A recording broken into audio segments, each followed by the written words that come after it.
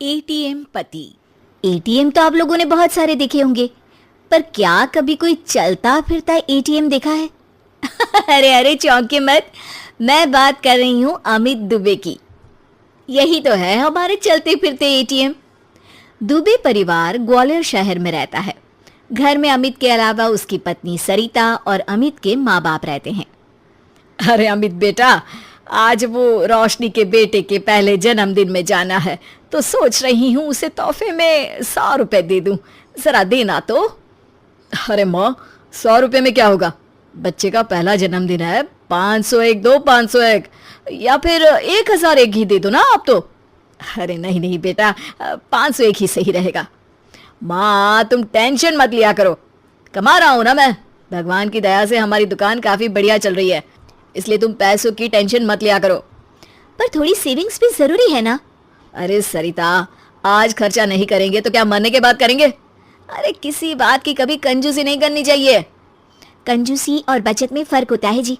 चलिए मुझे 5,000 रुपये दीजिए, एक काम है मुझे। अरे अभी क्या काम याद आ गया एकदम से?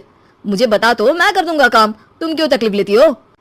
अमित घर से दुकान चला जाता है और रात को वो अपने दोस्तों के साथ पार्टी करने एक बड़े से होटल में जाता है। अरे आज तो मजा आ गया, क्या लाजवाब खाना था। अरे पर खर्चा भी बहुत ज्यादा हो गया। अरे भाई, तो खर्चे की टेंशन क्यों ले रहा है? आज सारा बिल मैं दूंगा, मेरी तरफ से पार्टी। अरे अरे पर अमित। वेटर, जरा बिल तो लगा देना। वेटर बिल लेकर आता है और टिप की डिमांड करता है और अमित सबके सामने दिखावे में उसे 500 रुपये टिप दे देता है। ये रखो तुम्हारी टिप। और ऐसे तो क्या है, आते जाते रहते हैं यार, एंजॉय लाइफ।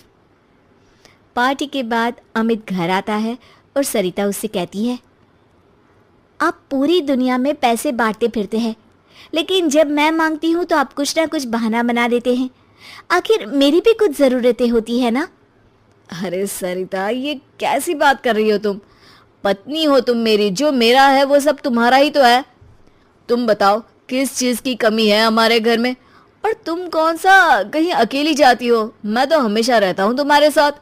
तुम्हारा चलता फिरता एटीएम।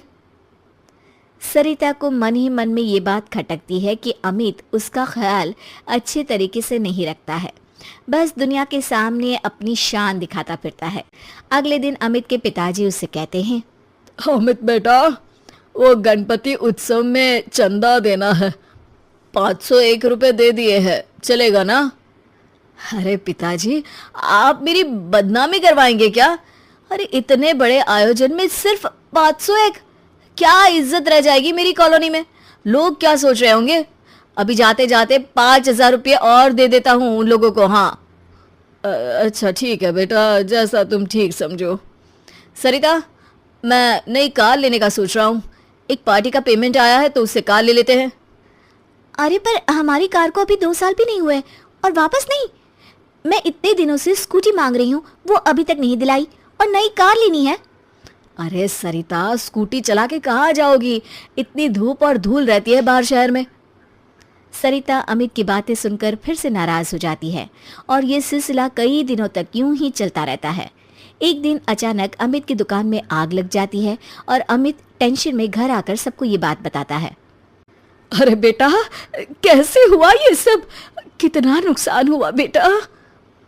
पता नहीं माँ, कैसे हुआ ये सब, लेकिन पूरी दुकान जल के राख हो गई है। पता नहीं क्या होगा अब। अरे टेंशन मत लो अमित बेटा, सब ठीक हो जाएगा। अरे टेंशन कैसे ना लूं पिताजी? दुकान में 2 लाख कैश रखा हुआ था, वो भी जल गया है, और कल वो कैश बैंक में डालना था, अब तो चेक बाउंस हो जाएगा। अरे बेटा, बैंक में कुछ पैसे बचे होंगे ना, वो काम आ जाएंगे अभी। अरे नहीं ना माँ, बैंक में मुश्किल से 10-15 हज़ार होंगे। सारा पैसा अभी कार की बुकिंग में दे दिया था, अब कहाँ से लाऊं एक दिन में 2 लाख रुपए? ये सुनकर सरिता अपने कमरे में चली जाती है और अपने हाथों में 2 लाख रुपए लेकर बाहर आती है। ये लीजिए, पूरे 2 लाख हैं, शायद इससे आपका काम हो जाए। पैसे देखकर सब लोग हैरान हो जाते हैं, खास तौर पर अमित।